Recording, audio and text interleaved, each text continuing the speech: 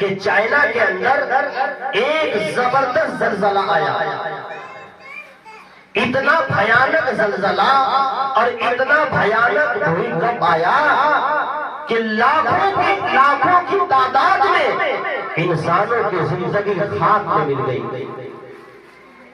لاکھوں انسان موت کی آغوش میں چلے گئے، بڑی بڑی بلڈنگیں آسمان کو چھوتی ہوئی عمارتیں زمین بوس ہو گئی۔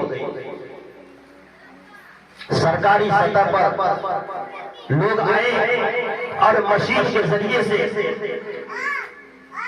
مکان کے جو بڑے بڑے ملبے تھے، کنکریٹ تھے، اس کو ہٹا کر لوگوں کو نیچے سے نکالا گیا۔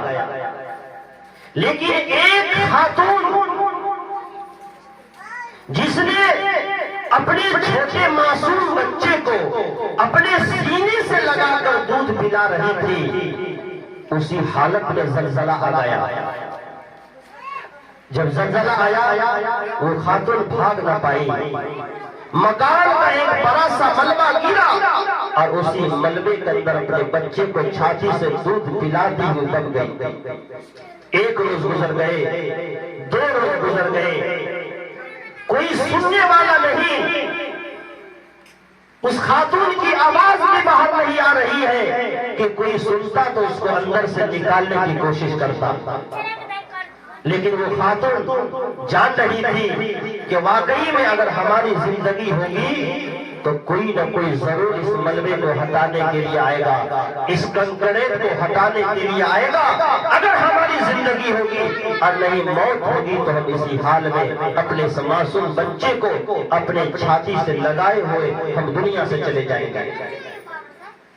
اچانک سرکاری آدمی جب مشین لے کر آئے، اس نے اس ملبے کو جب ہٹایا، اس کنکریٹ کو جب ہٹایا تو دیکھا ایک نہایت حسین و جمیل خاتون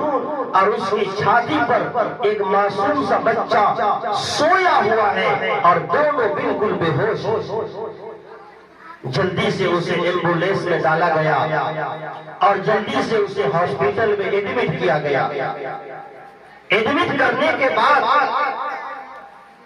جب اس خاتون کو ہوش آیا، بچے کو جب ہوش آیا، چونکہ زندگی اسے مل چکی تھی، تب ڈاکٹر نے اس سے پوچھا، اس خاتون سے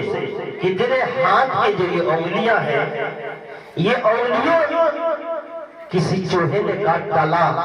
یا بلی نے کاٹ ڈالا؟ ہاتھ کی جتنی انگلیاں ہیں، اس کے جتنے بھی پوڑوے ہیں، یہ سب کے سب زخمی ہو چکے تھے۔ اس عورت نے ہوش آنے کے بعد، ہوش سنبھالنے کے بعد ڈاکٹروں سے وہ عورت نے کہا کہ جب ہمارے اوپر ملبہ گرا اور ہم اس کی زد میں آ گئے،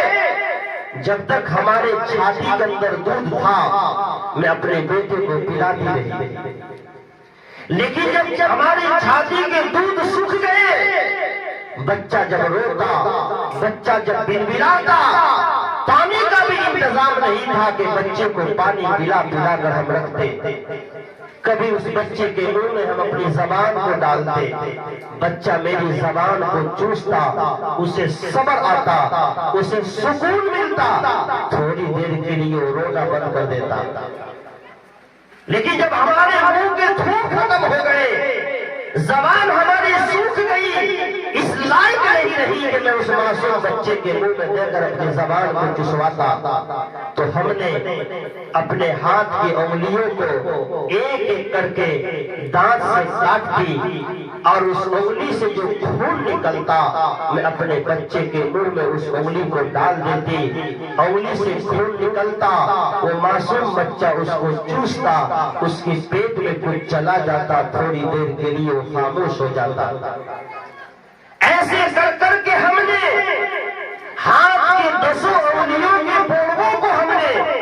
دانت سے کاٹ کر اپنے بچے کو خون پلایا۔ یہ بچہ بھی خون پیتے پیتے بے ہوش ہو گیا۔ یہ اسی کا زخم ہے، کسی چوہے اور کسی جانور نے کاٹا نہیں ہے۔ اور نوجوانوں، ایک ماں کے دل میں اپنی اولاد کے لیے کتنی ممتا ہوتی ہے، ایک ماں کے دل میں اپنی اولاد کے لیے کتنی محبت ہوتی ہے، ہم اس کا اندازہ نہیں کر سکتے۔ آج تو سمجھیے کہ قیامت آ چکی ہے، ہم جس قیامت کا انتظار کرتے ہیں وہ قیامت آ چکی ہے۔ اللہ کے نبی محمد عربی صلی اللہ علیہ وسلم کا ارشاد گرامی ہے، ایک دور آئے گا اتا الرجل امرأتہ وامہ وادنی صدیقہ واقصی اباہ۔ لوگ اپنی بیوی کا فرما بردار ہوگا، اتا الرجل امرأتہ وامہ، لوگ اپنی بیوی کا فرما بردار ہوگا اور اپنے ماں باپ کا نافرمان ہوگا۔ ادنا صدیقہ واقصی اباہ، دوست کو قریب کرے گا اور ماں باپ کو دور کرے گا۔ آج ماں باپ کے پاس بیٹھ کر پیار محبت کی بات کرنے کے لیے ٹائم نہیں ہے، لیکن یاروں کے ساتھ یاری کاٹنے کے لیے بڑا ٹائم ہے۔ ماں باپ کسی مصیبت میں کال کرے وقت نہیں ہے، لیکن رات کے 3 بجے اگر کوئی یار فون کر دے تو جلدی سے اٹھ کر چلا جائے گا۔